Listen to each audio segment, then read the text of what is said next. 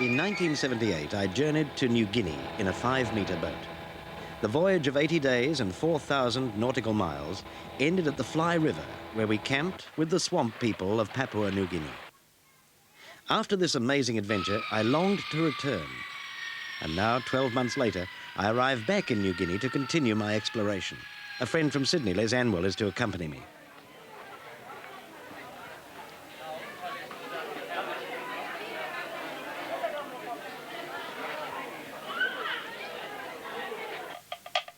We fly into Daru, a small, low island off the New Guinea mainland, north from the top of Australia. From Daru, we intend to travel across to the coastal village of Kadawa. Several weeks later, we'll journey to the Fly River swamplands, and then on to Makapa village further east. And finally, to the breathtaking Wawoi Falls, a spectacle few Europeans have seen. The tribally orientated lifestyle of the people along the coast interests me, and during the following 2 months we'll travel from village to village, becoming involved in some of the most unusual adventures of my life. Daru is the trading and administrative centre for the western province of Papua New Guinea.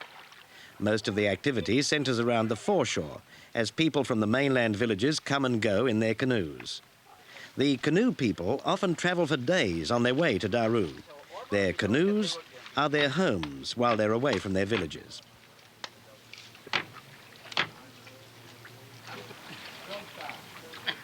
Big baskets full of mud crabs, a major trading item, are carried ashore at low tide.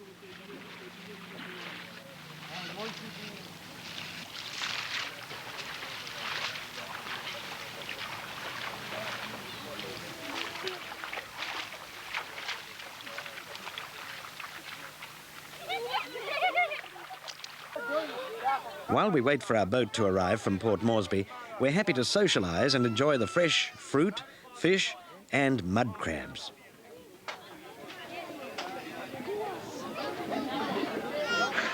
Costing the equivalent of 10 cents each, these crabs are guaranteed to be fresh.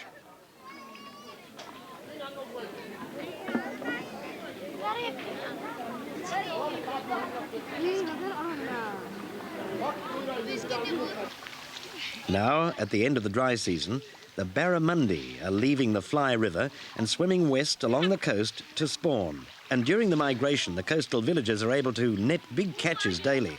They're brought to Daru for freezing and export to Australia. We wait a week for the coastal trader to arrive from Port Moresby, bringing our boat, outboard and gear freighted from Sydney several months earlier.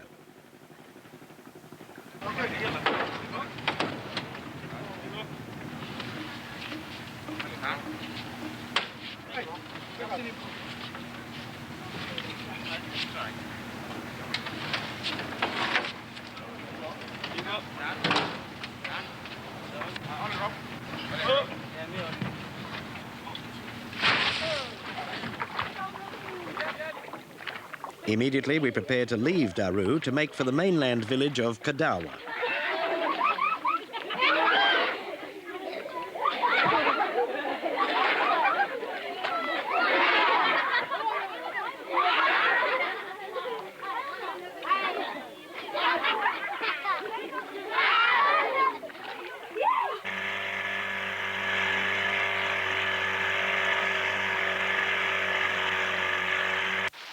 These coastal villages, less than 100 kilometres from Australia, enjoy a lifestyle vastly different from the average Australian. The people live a relaxed, carefree life, and the sea and their gardens provide all they need. Our arrival coincides with a visit of trading canoes from Kiwai Island in the Fly River Delta, and I'm keen to barter for mangoes, bananas, pineapples, and mud crabs.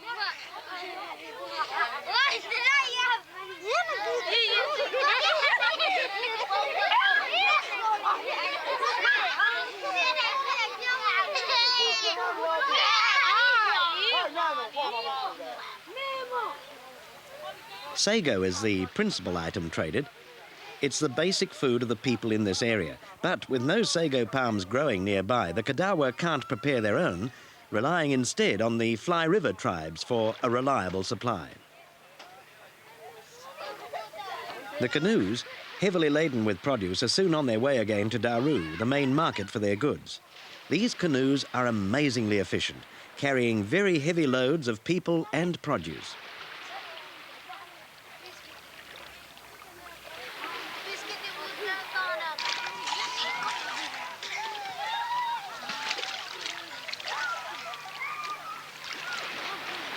I can never resist a feed of fresh barramundi. The problem, however, is finding a fish small enough for our needs. The nets are strung out across the mudflats, and as the tide drops, the owners simply wade out and collect the catch. The harvesting of the barramundi is a relatively new industry, and the owners of the nets earn a reliable income for several months of the year. Strung according to the traditional ownership of an area, an inaccurately located net causes serious friction between the tribal groups. Catches are made only during the high spring tides, when the deeper water encourages the fish to swim closer to shore. After a really high tide, especially at night, the entire village is kept busy clearing the nets and transporting the catch to the Daru freezers.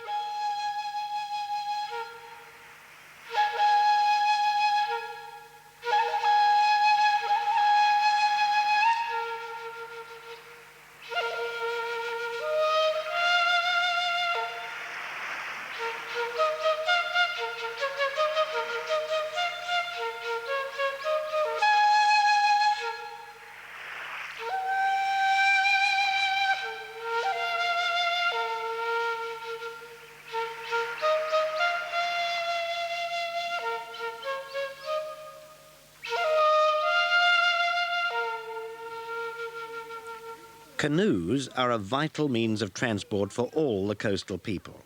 Here at Kadawa there are two main types. The smaller, a dugout with one outrigger and a single sail. The sail is now more often made from discarded bags instead of the traditional plaited rush. The long, elegant, double-masted twin outrigger canoes particularly intrigue me. Called motu-motus, they're unique to only 5 villages along this coast and are found nowhere else in Papua New Guinea. Their sail and mast design, according to the locals, are based on the Portuguese boats that explored these waters 350 years ago. With a crew of 12 or more, the motu-motus sail out as far south as Cape York at the top of Australia, hunting turtle and dugong and trading with the Torres Strait Islanders. The week after our arrival, the tides will be low and the men, with no barramundi to collect, will head south to the Whopper Reef. We're invited to join them.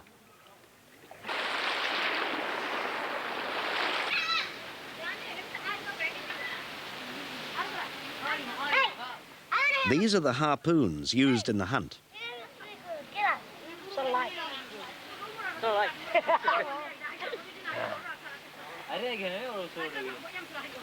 As the days pass, we become totally involved in the daily activities. It's an almost idyllic lifestyle, with much of the time spent relaxing and enjoying life.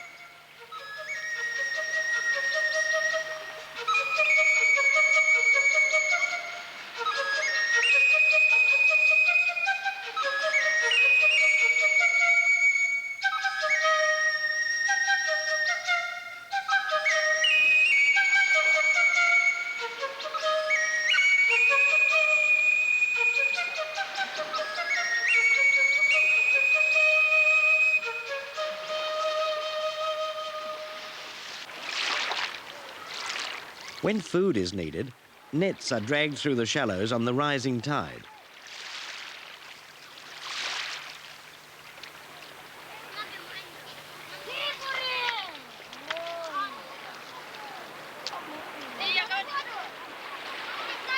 An abundance of fish is always collected.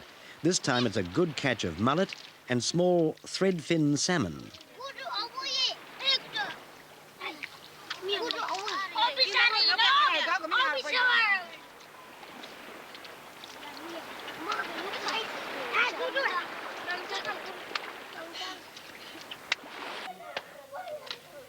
And when there's food, it's time to eat.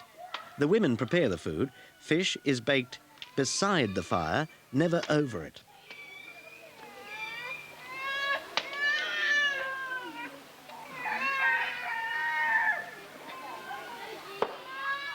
These bamboo pins hold the flesh together, making it easier to handle when it's cooked.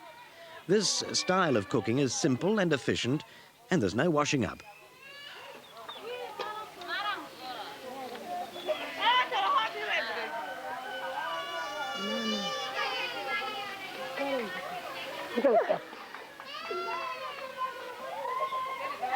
Sago is always eaten with fish and meat, and it's usually cooked this way.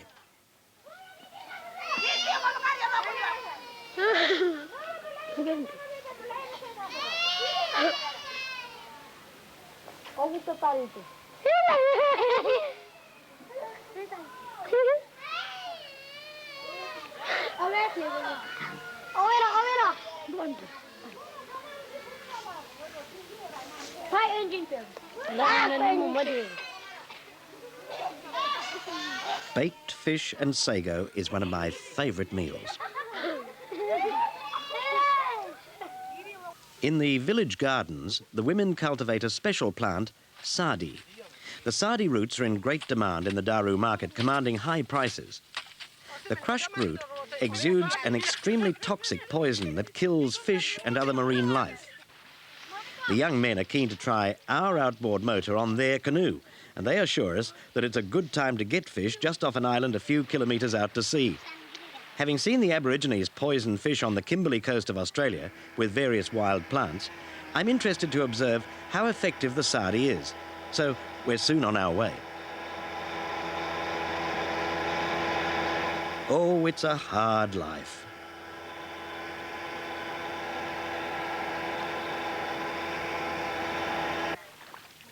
As the tide drops, we're unable to locate any deep holes in the exposed reef, but the men explain that there is plenty to eat even in these shallow pools.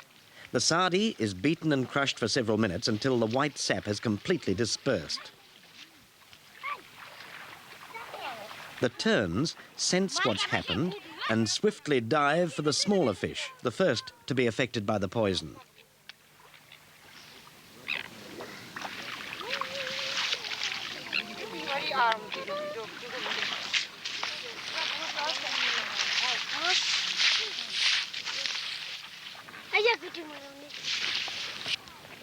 At first glance, there's no indication of any life in this shallow pool, but soon we'll be able to collect dozens of the dying fish. Although small, they're highly esteemed for their delicate flavour.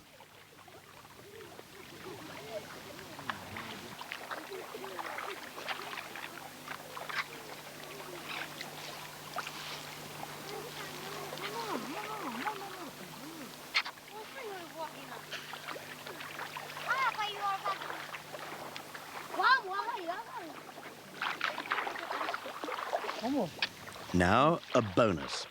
The poison is forcing octopus from their hiding places. Before the tide turns, we'll have a bag of stunned fish and octopus. As the poison affects the nervous system, the fish are perfectly safe to eat. The men tell me that at times, out on the reefs in Torres Strait, big numbers of large fish are taken from the shallow rock pools at low tide.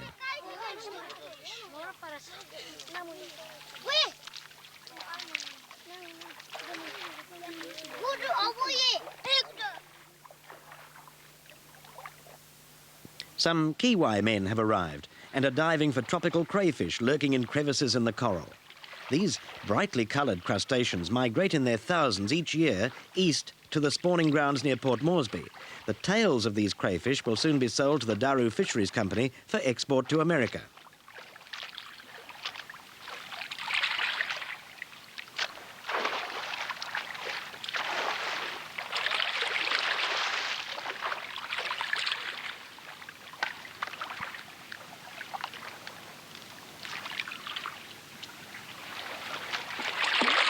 The sea is a limitless providore as each diver surfaces with a catch. Here, a magnificent coral trout.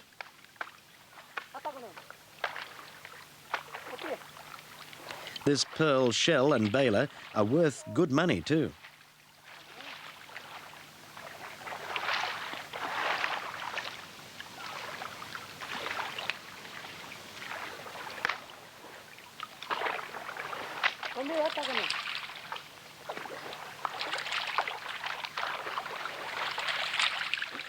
When the cray fishermen prepare to head for home, we too leave the reef to return to Kadawa.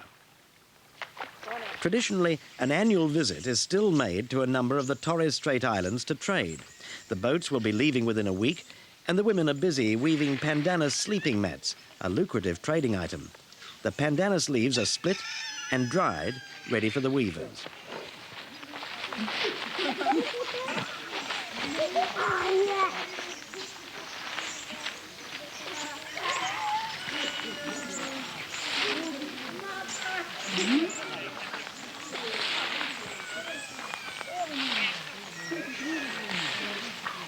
I ask about the origin of the purple dye, only to find out that it's extracted from the wrapping paper purchased at the local Chinese store.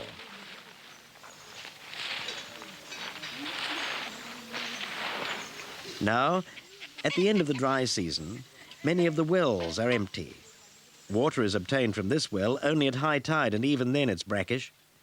This is one of the few remaining wells still producing fresh water, and it's drawn for use on the Motu Motu during the voyage to Darnley Island. The plastic balls are floats that have broken away from Japanese long lines, and they're in great demand as water containers. 3 Motu Motus are to sail down on the prevailing southeast winds, now easing before the start of the monsoon season. The trading, an ancient custom, allows the villagers to return with cash from the Torres Strait, which, as part of Australia, has more money circulating among the people. Mats are stored everywhere. Those not accommodated in the hull are tied to the stern. Each mat is worth 20 Australian dollars down south towards Thursday Island. The villagers will return in 2 weeks' time when their goods have all been traded. With the arrival of the neap tides, the barramundi have gone, and the largest Motu Motu of all is prepared for a hunting trip to Wappa Reef in the Torres Strait. The outboard will be used on our boat to explore the reef. We'll be away for several days, so plenty of firewood is stowed below decks.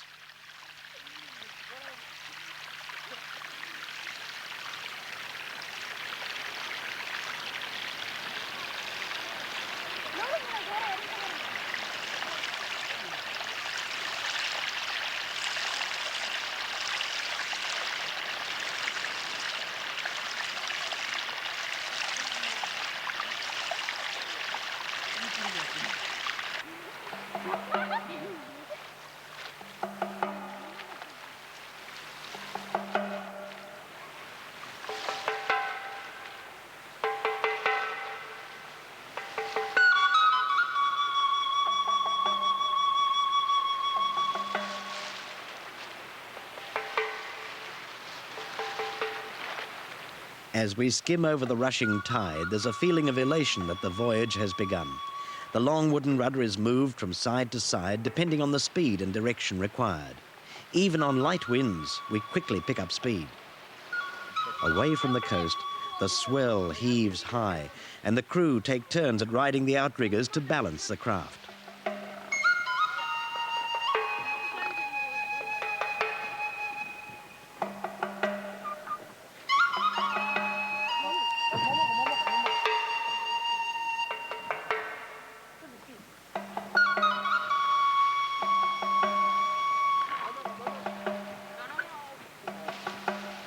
The men are after turtles, and as we approach the first reef, the spotter takes up his position.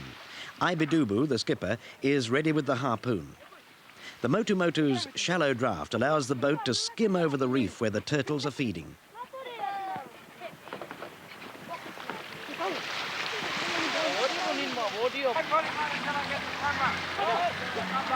By mid-afternoon, the turtles have eluded the hunters, so we stop to collect a feed of crayfish, so common in these waters that each coral outcrop conceals a good specimen.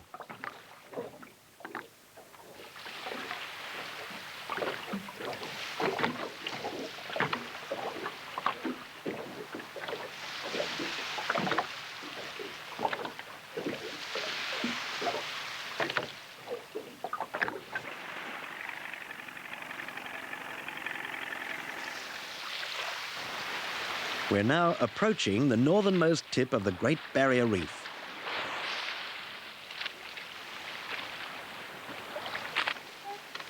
By sundown, the men are tired and dejected. It's been a long day. They've hunted in vain and there's no turtle meat for the evening meal. But at least I can always boil the billy.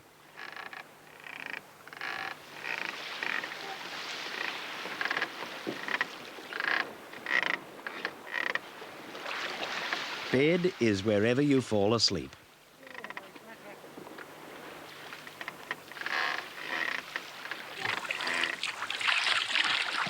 In the morning, the wind springs up, and Daki Maku, the spotter, up early on the job, yells that a dugong has surfaced nearby.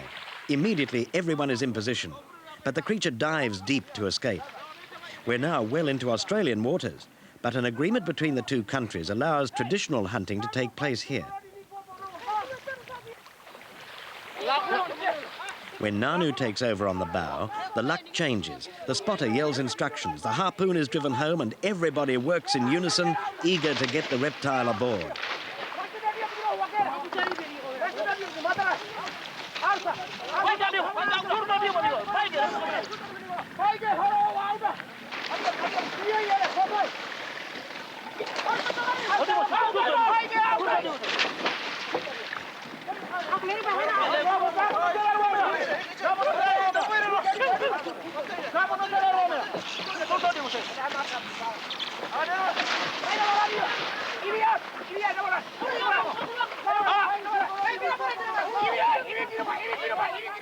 This is the hunting technique practiced for countless generations. The turtles are not captured for sport, but as food for the tribe. Unfortunately, now that money is more extensively used, there's a trend towards selling a percentage of the meat in the Daru market. Some of the people are purchasing powerful outboards and bigger boats, which could cause a depletion of the turtle numbers close to the coast. The government wildlife authorities are carefully monitoring the numbers taken, and a workable solution should eventually be found.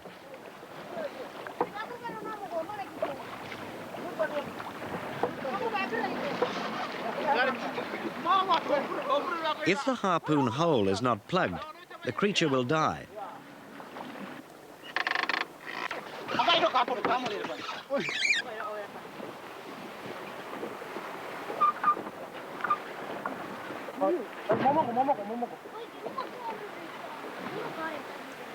By lunchtime, Ibidubu, the skipper, is satisfied.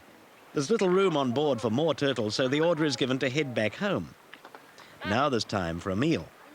The meat from the butchered turtle is divided among the crew, and some is cooked immediately. Any left over will be taken back to the village and presented to family members. A good sou'easter pushes us back to the mainland.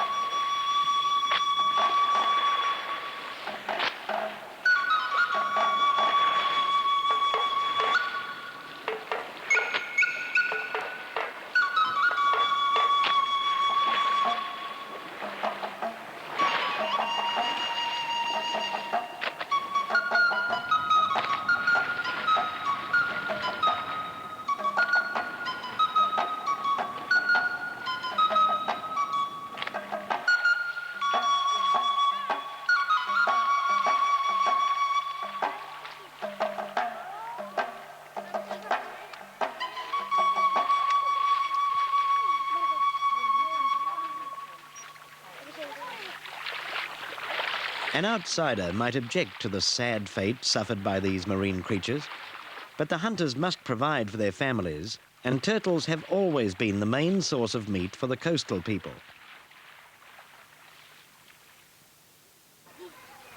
Daily, the women collect their share of the food. The banana cuttings will be planted in the garden.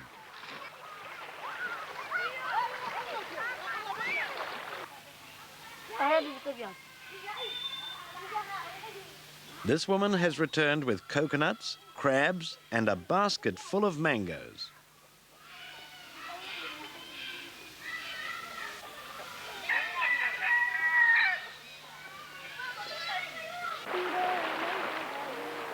The tides are building again, and we're told that the prawns are running.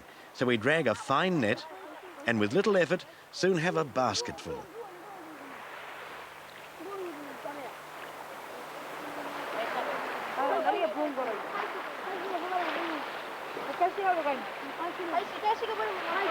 The schools will be around for weeks, and it's just a matter of dragging a net whenever the prawns are on the menu.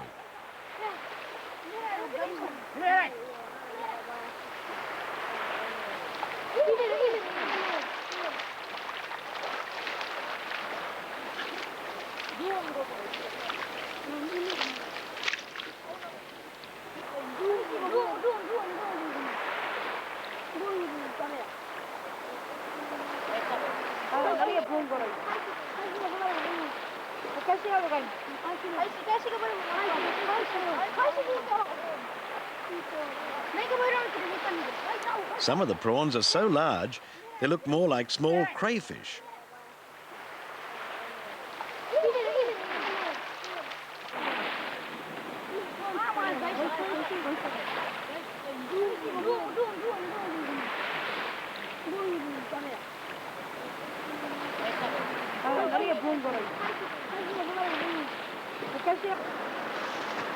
At high tide, the level of the water is almost up to the huts. The coconut trees are the first buffer against the sea. Each family owns a number of palms, and no one ever picks nuts from a tree not rightfully theirs.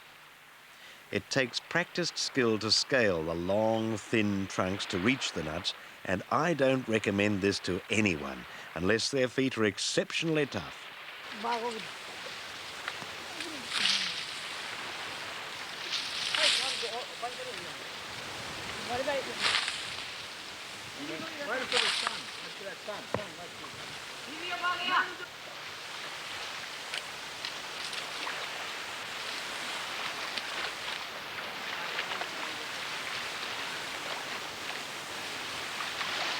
Coconuts are a regular feature of the diet, and the milk is a valuable source of fluid when fresh water is scarce. A meal I always enjoy is ground coconut mixed with sago, the resulting paste baked beside the fire.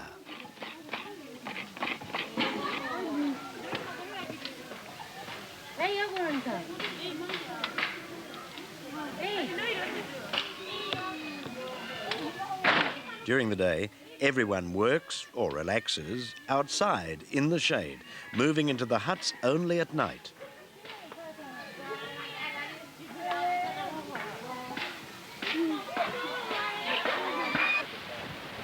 Every morning, the women sweep the village area with brooms made from coconut stalks.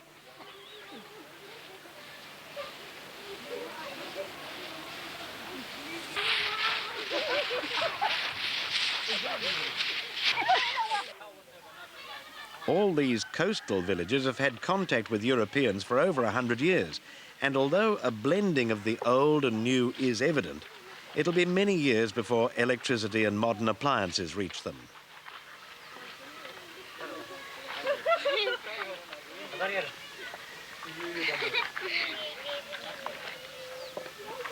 Split bamboo pegs are simple to make.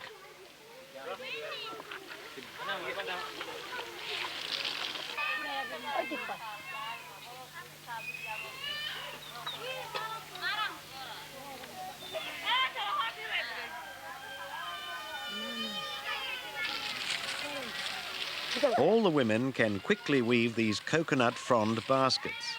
They last a few weeks, are discarded, and new ones made.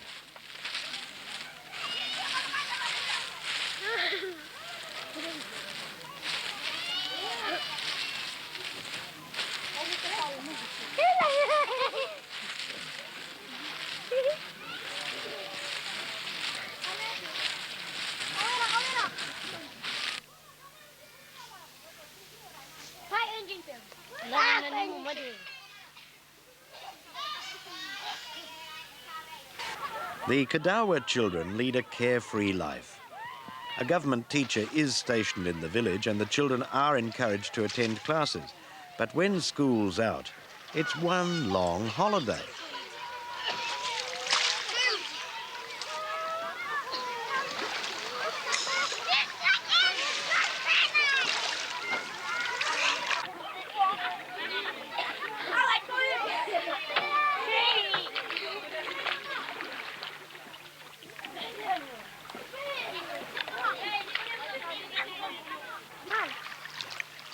The girls play games that imitate their mothers at work.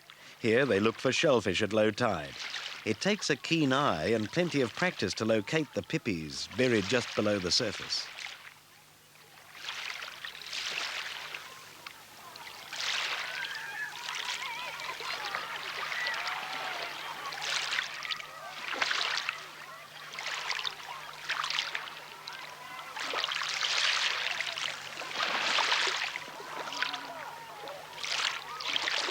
A message is sent from the beach to get the fire ready.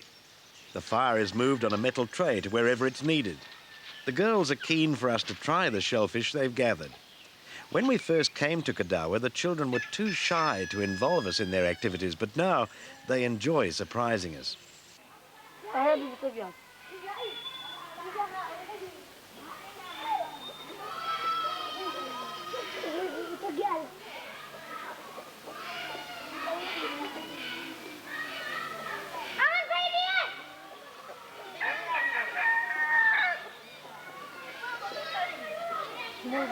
We've been here for many weeks, and I know that it's time to move on up the Fly River to visit the people of the swamps and jungle, who lead a lifestyle far different from the leisurely existence of the coastal tribes.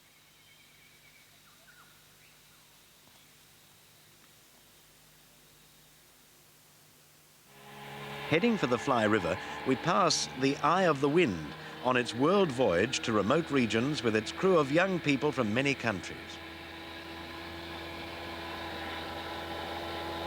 We motor into Toro Passage, a narrow, deep channel running between the open sea and the Fly River Delta. Toro Passage is the main river highway for the trading canoes.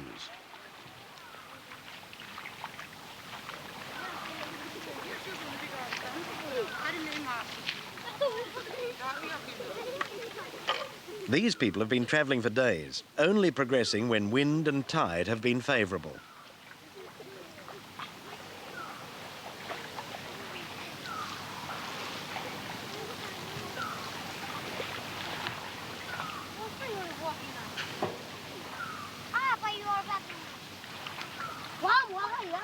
It's the mango season, and to avoid offending anyone, we purchase fruit all round.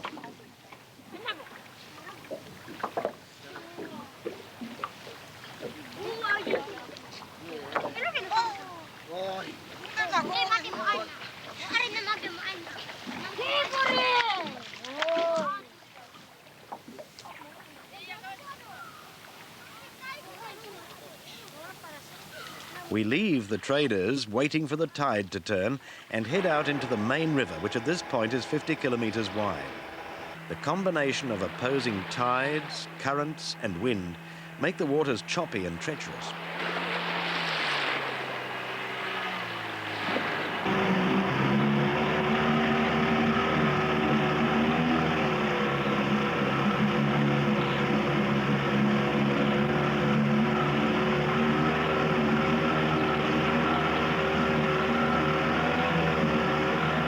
The first wet season storm rolls down from the north, and we seek shelter close to the bank.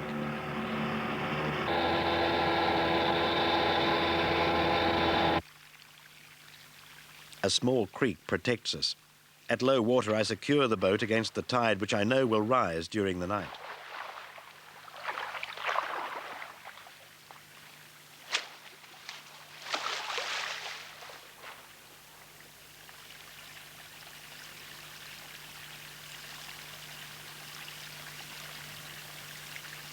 The polystyrene box containing all the film is never left unattended in the boat.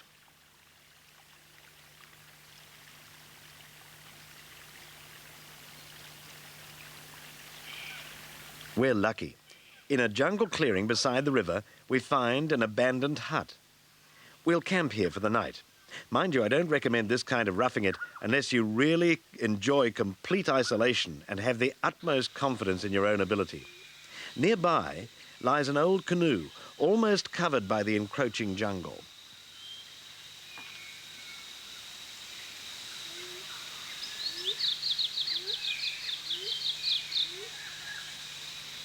The jungle conceals a wealth of beauty.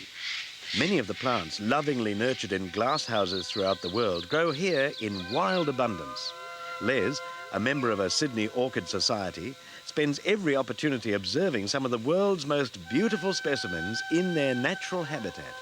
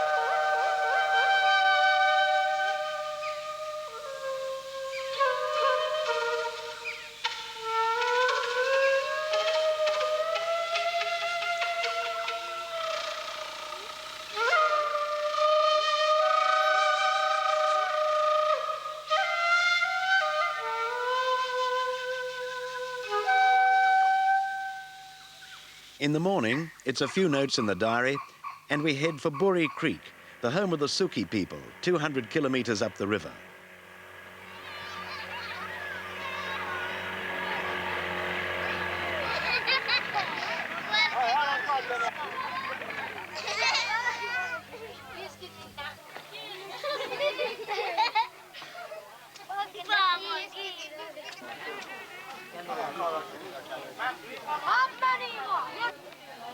Until recently, the Suki were fierce warriors. Now they live peacefully, hunting and collecting food in the jungles and swamps.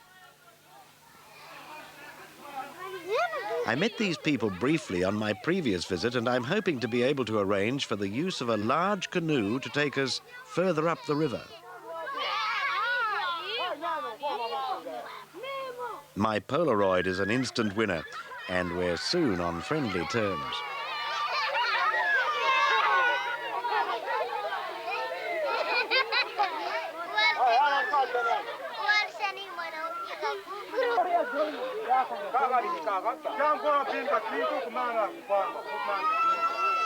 My biggest problem is to make sure that everyone is included in at least one of the photographs.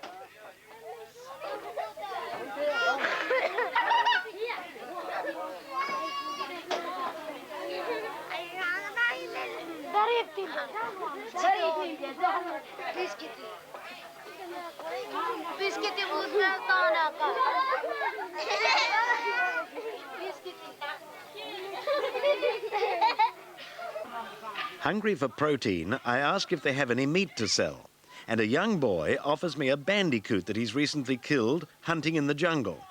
Although small, these bandicoots are regarded highly for their tender, sweet meat.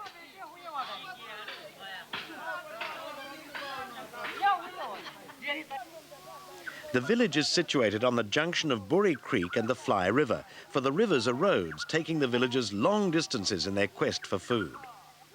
With my interest in survival, I'm always eager to observe the many food gathering and hunting techniques employed. Gumamu is spinning bark into string used for the family's large round fish net. We've heard that the swamps are rapidly drying and will soon be low enough to trap fish. Although too old now to go out food gathering, Gumamu nevertheless contributes actively to the family unit.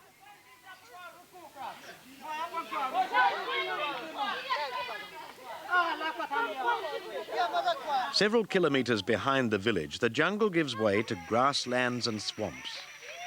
The young women check the drying pools for signs of fish. A startled fish leaps over their heads and everyone's wildly excited.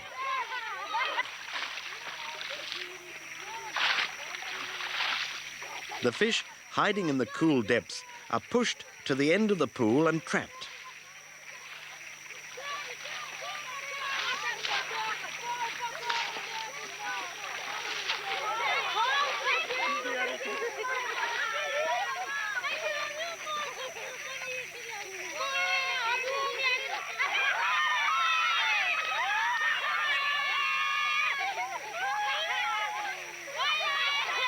There's much jostling when a favoured type is caught, but it's all in good fun.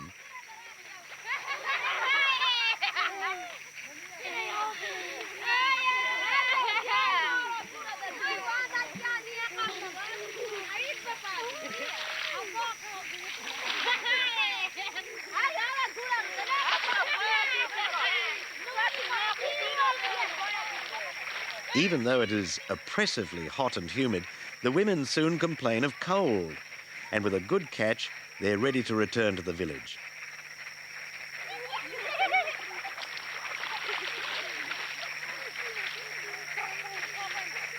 Crocodiles, masters of disguise, are common in the swamps and rivers.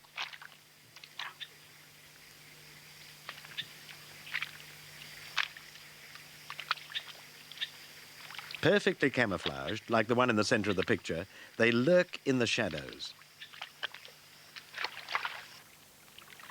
Their skins are the only reliable source of income for the villagers, who hunt them relentlessly through the dry season.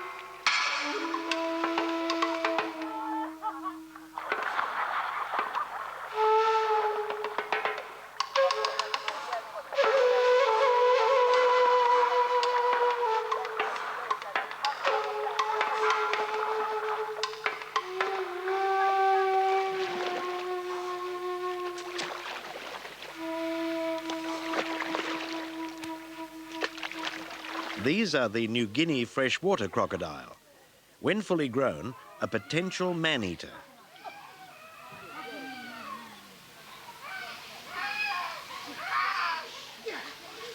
With the dry season almost over, hunting parties have returned from weeks spent deep in the swamps. Groups from other villages are also arriving to trade their salted skins. A skin is purchased according to the width of the belly, its condition, and the species of crocodile.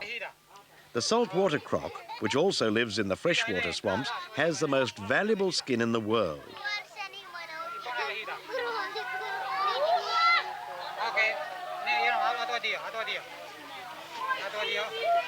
Arrow or harpoon holes decrease the value of a skin. Eventually, these skins will grace the most exclusive shop windows of Europe as wallets, shoes and handbags. The men buying, Corner from Ley and Booker Bob, nicknamed Rubbish from New Ireland, have government permits to purchase skins, and they'll camp in this village until the monsoons bring the hunting season to an end. Papua New Guinea is one of the last areas in the world where crocodiles are still relatively common.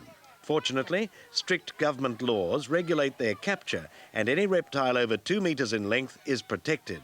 This ensures that sufficient numbers remain to breed. Recently, the government has encouraged the villagers to capture small crocs alive so that village crocodile farms can be established. This will ensure an income for the people, and the larger specimens in the wild can continue breeding.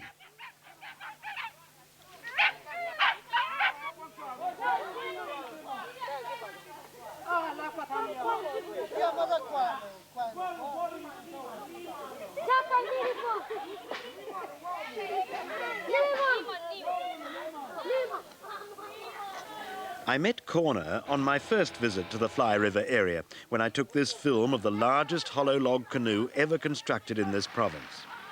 After installing a diesel engine, he's motored up to Burry Creek to buy crocodile skins, and he's stayed on in the village intending to build a sawmill. With a grand new wheelhouse, the mighty craft is returned to the river. Named Bardi the Crocodile because of her size, she sports brightly coloured spirit paintings which the locals assure us will guarantee a safe journey. We're going to motor right up into the Fly River tributaries in this canoe. The expedition will take many weeks, and we'll be heading for some of the most isolated country in Papua New Guinea. Using Bardi as a base, we'll venture into the smaller rivers in our Quintreks.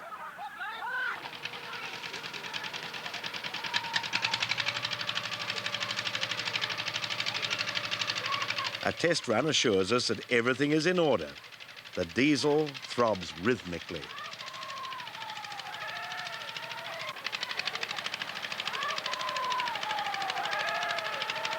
The final preparations are completed, and as our journey begins, I have no idea that this adventure will soon turn into the worst disaster I've ever experienced. And here are some scenes from part 2 of Land of the Long Canoes. Our journey will end abruptly in a dreadful accident.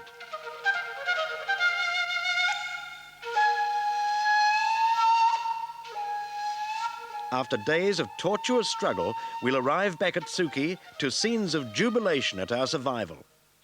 With the canoe expedition abandoned, we'll stay with the people, travelling deeper into the drying swamps as they roam further afield in their quest for food. Later, we'll motor east to the Kamoola people and join in their relentless pursuit as they hunt deep in the jungle. We'll be invited to attend their dramatic and colourful rituals. And as the torrential wet season rains begin, we'll head for the spectacular and hauntingly beautiful Wawoi Falls, so remote that few Europeans have ever seen their splendour. It's a rugged, adventurous journey, and I'm sure you'll join us.